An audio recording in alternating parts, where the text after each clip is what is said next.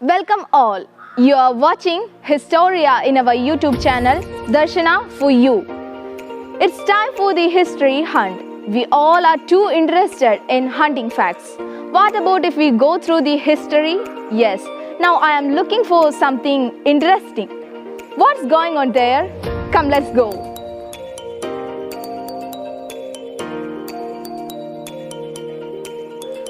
Excuse me. What's going? Look this.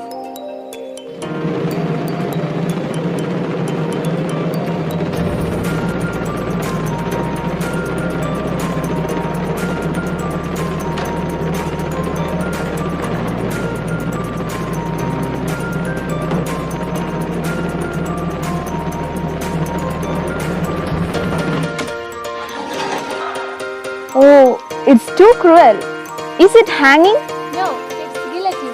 Guillotine? What's that? It's quite interesting, but a little horrible. Oh, sure. Do you want to know more about it? Let's help you. I think it's time for the history hunt. Let us search for what's guillotine. The guillotine was a device consisting of two poles and a blade with which a person was beheaded. Whose idea is this device? It was the idea of Dr. Joseph Guillotine. I think this is why the device named as guillotine. Yes, you are right. You already says that this was the idea of Dr. Joseph Guillotine. But who built this? It was built by a German engineer named Tobias Smith. Abhinaya, do you know when was the guillotine invented? When? It was invented in 1789 at the start of French Revolution to execute the people. It became notorious in 1792 as the method of execution for French aristocrats apprehended during the period of Reign of Terror. Yes, I know about Reign of Terror. In July 1793, a committee of public safety was constituted to control internal affairs of France. Robespierre led the committee in which leaders like Mirabeau, Danton, etc. were members. Using guillotines, they did mass execution of suspected enemies of revolution. A lot of nobles and clergy, including Louis XVI and his wife Mary Antoinette, were killed. At least Robespierre was also executed. The reign lasted until July 1794 and is known as Reign of Terror. Do you know who was the first person to be killed by guillotine? The first person was Nicolas Jacques Pellet. He was a French highwayman. Tell me, Ashna, what was the nickname of guillotine? The widow, the barber, and the national racer. Yes, you silly girl.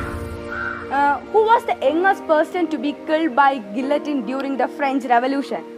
It was the Hannah Okosh. She was executed at the age of 12 years and 9 months, being hanged on December 20th, 1786. Which was the country used this device? Switzerland, Germany, Italy, Belgium, and Austria. Does France still use guillotine? The end of capital punishment in France, her relationship with guillotine ended in 1781 with the abolishment of capital punishment. Oh, it means the use of guillotine ended in September 1981. Sure. Thank you for sharing this interesting fact. But it's too horrible.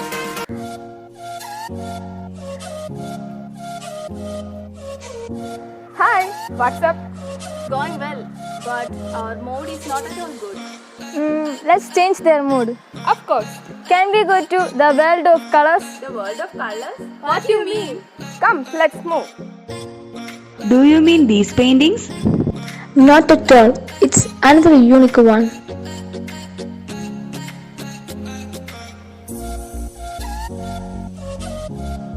Have you ever seen this painting? Yeah, it's Mona Lisa. What a versatile painting is this? It's not only a painting. Yeah, it's a genius thinking of one's creative mind and its pictorial representation, right? But do you know the hands behind this wonderful piece of art? Yeah, it's Leonardo da Vinci. Yes. Let us know more about him? Sure. Let's go. Leonardo da Vinci was a prominent name not only during the Italian Renaissance, but he's still recognized as one of the most well-known names in the art world today. He was a prominent figure, intellectual, and one of the leading artists that made a name for themselves during the Renaissance. The Last Supper and Mona Lisa are among the most widely popular and influential paintings of the Renaissance. He was born on April 15, 1452 in Italy. He focused on laws of science and nature early in his life. His father was Piero da Vinci and mother Caterina. At the age of 14, he worked as an apprentice to the Verrocchio. During this 6-year period, he learned several different techniques and technical skills. By age of 20, he had become a master craftsman of Guild and had opened his own studio at this young age. He is sometimes credited as the inventor of tank, helicopter, parachute and flying machines, among other vehicles and devices. But later scholarship has disputed such claims. His total output in painting is really rather small. There are less than 20 surviving paintings that can be definitely attributed to him, and several of them are unfinished. Two of his most important works, Battle of Anhari and Leda, neither of them completed, have survived only in claims. Between 1505 to 1507, he was commissioned for private work. It was during this period that he not only created his most famous piece of artwork, but also possible one of most well-known and most famous piece of artwork which has ever been crafted in world, Mona Lisa. There were many theories and stories behind this piece. Some included that she had jaundice, many thought it was a piece of pregnant women, and others claim it is not women to not at all, but a man dressed in drag.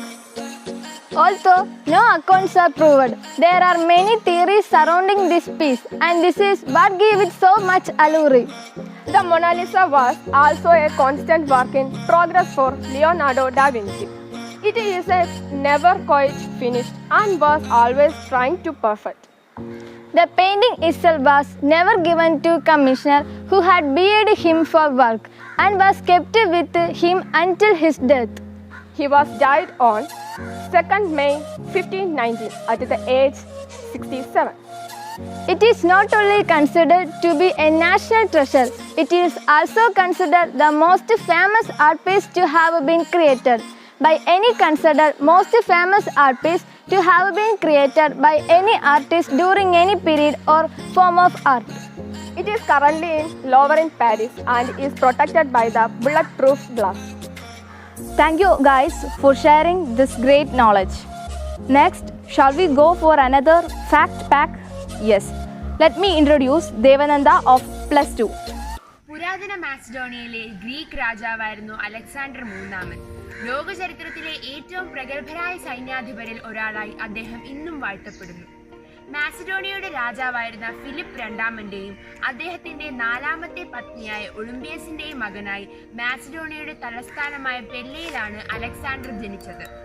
ധീരനും പരാക്രമിയുമായ പുത്രനായിരിക്കും തങ്ങൾക്ക് ജനിക്കുകയെന്ന് ഇരുവർക്കും സ്വപ്നദർശനമുണ്ടായതായി പറയപ്പെടുന്നു. പുരാതന Greek ജീവചരിത്രകാരനായ പ്ലൂട്ടാർക്കിന്റെ രേഖപ്പെടുത്തലിൽ വിവാഹത്തിനു ശേഷം Philip ഒരു സ്വപ്നം കണ്ടതായി പറയുന്നു. ഒളിമ്പിയസിന്റെ ഗർഭപാത്രത്തിൽ സിംഹത്തിന്റെ ചിത്രം അടയാളപ്പെടുത്തിയിരിക്കുന്നതായിരുന്നു സ്വപ്നം. 13 വയസ്സ് മുതൽ 16 വയസ്സ് വരെ ഗുരുവായ അരിസ്റ്റോട്ടലിന് കീഴിൽ അലക്സാണ്ടർ വിദ്യ അഭ്യസിച്ചു. ഫിലിപ്പ് രണ്ടാമനിൽ നിന്നും 20ാം വയസ്സിൽ കിരീടമേറ്റെടുത്തു. ഏഷ്യയും വടക്ക് കിഴക്ക് ആഫ്രിക്കയും വരെ നീണ്ടുകിടക്കുന്ന സാമ്രാജ്യത്തിന്റെ അധിപനായി. അനേകം രാജ്യങ്ങൾ കീഴടക്കി വിജയശ്രീ ലാളിതനായ അലക്സാണ്ടർ ചക്രവർത്തി ഭാരതത്തെ ആക്രമിക്കാനുള്ള തയ്യാറെടുപ്പിൽ യുദ്ധത്തിന് പോകുന്നതിന് മുൻപ് തന്റെ ഗുരുവായ അരിസ്റ്റോട്ടലിനെ സന്ദർശിച്ചു. താൻ ഭാരതത്തെ കീഴടക്കുവാൻ നീങ്ങുകയാണെന്നും ജയിച്ചു വരുമ്പോൾ അങ്ങേക്ക് എന്താണ് കൊണ്ടുവരേണ്ടതെന്നും ചോദിച്ചു. അരിസ്റ്റോട്ടൽ പറഞ്ഞ മറുപടി ഇതാണ്: ഇവിടെ കിട്ടാത്തതെന്തോ അത് കൊണ്ടുവരിക. അലക്സാണ്ടറിന് അരിസ്റ്റോട്ടൽ ഉദ്ദേശിച്ചത് എന്താണെന്ന് അപ്പോൾ മനസ്സിലായില്ല. 32ാം വയസ്സിൽ രോഗബാധിതനായപ്പോൾ അവസാനമായി അമ്മയെ ഒരു നോക്ക് കാണണമെന്നായിരുന്നു അദ്ദേഹത്തിന്റെ ആഗ്രഹം. എന്നാൽ ബാബിലോണിയയിൽ നിന്നും മാസിഡോണിയയിൽ എത്താനുള്ള സമയം പോലും തനിക്കില്ല എന്ന സത്യം തന്റെ ഡോക്ടർമാരിൽ നിന്നും അദ്ദേഹം മനസ്സിലാക്കുന്നു. മരിച്ചു കഴിഞ്ഞാൽ 3 കാര്യങ്ങൾ തനിക്ക് വേണ്ടി ചെയ്യാൻ അലക്സാണ്ടർ സൈനികർക്ക് ഉത്തരവ് നൽകി. 1. തന്റെ ശവമഞ്ചം ചുമക്കുന്നത് തന്നെ ചികിത്സിച്ച ഡോക്ടർമാരാവണമെന്നും ഡോക്ടർമാരുടെ സഹായികൾ തനിക്ക് നൽകിയ മരുന്നുകളുടെ ഒഴിഞ്ഞതും ബാക്കിയുള്ളതുമായ കുപ്പികളുമായി കൂടെ ഉണ്ടാകണമെന്നും. മറ്റൊന്ന്, നാളിതുവരെ താൻ നേടിയ പണവും രത്നങ്ങളും സ്വർണങ്ങളുമെല്ലാം ശവമഞ്ചം കടന്നു പോകുന്ന വഴിയരികിൽ നിരത്തി വെക്കണമെന്നും മൂന്നാമത്തെ കാര്യം തന്റെ ഒഴിഞ്ഞ കൈകൾ രണ്ടും ശവപ്പെട്ടിക്ക് പുറത്തേക്ക് എല്ലാവരും കാണും വിധം തൂക്കിയിടണമെന്നുമായിരുന്നു. അവരിൽ പ്രധാനിയും ഏറ്റവും വിശ്വസ്തനുമായ മന്ത്രി നിറകണ്ണുകളോടെ അലക്സാണ്ടറിന്റെ അടുത്തെത്തി ആശ്വസിപ്പിച്ചപ്പോൾ ഇവിടെ കിട്ടാത്തത് എന്തെങ്കിലും ഭാരതത്തിൽ കണ്ടെത്തിയാൽ അത് കൊണ്ടുവരാൻ അരിസ്റ്റോട്ടിൽ ആവശ്യപ്പെട്ടിരുന്നുവെന്നും താൻ കണ്ടെത്തിയത് ഭാരതത്തിന്റെ ആത്മീയതയാണെന്നും അദ്ദേഹം പറയുന്നു. ലോകത്തിലെ ഏറ്റവും പ്രശസ്തരായ ഡോക്ടർമാരാണ് അലക്സാണ്ടർ ചക്രവർത്തിയെ ചികിത്സിച്ചത്. എന്നാൽ അവർക്കോ അവർ നൽകിയ ഔഷധങ്ങൾക്കോ ഈശ്വരവിധിയെ മറികടന്ന് അദ്ദേഹത്തെ രക്ഷിക്കാനായില്ല എന്നത് ബോധ്യപ്പെടുത്താനായിരുന്നു ശവമഞ്ചം അവർ ചുമക്കണമെന്ന് ആവശ്യപ്പെട്ടത്. താൻ വാരിക്കൂട്ടിയ ധനവും രത്നങ്ങളും ഒന്നും നേടിത്തന്നില്ല എന്ന് കാണിക്കാനാണ് അവയെല്ലാം വഴിയരികി നിരത്താൻ പറഞ്ഞതെന്നും എത്ര വിജയങ്ങൾ നേടിയിട്ടും എന്തെല്ലാം സമ്പാദിച്ചിട്ടും ശൂന്യമായ കൈകളോടെയാണ് ഇവിടെ വിടേണ്ടി വരുന്നത് എന്ന് ശവമഞ്ചത്തിന് വെളിയിലേക്ക് നീട്ടിയിട്ട് തന്റെ കൈകൾ പറയുമെന്നും അലക്സാണ്ടർ പറഞ്ഞു. മനുഷ്യന് ബുദ്ധിയും സാമർഥ്യവും സൈനിക ബലവും കൊണ്ട് ലോകം തന്നെ കീഴടക്കാൻ സാധിച്ചേക്കും. എന്നാൽ ആയുസ് ഒരു നിമിഷം പോലും നീട്ടുവാനോ മരണത്തെ കീഴടക്കുവാനോ സാധിക്കുകയില്ല.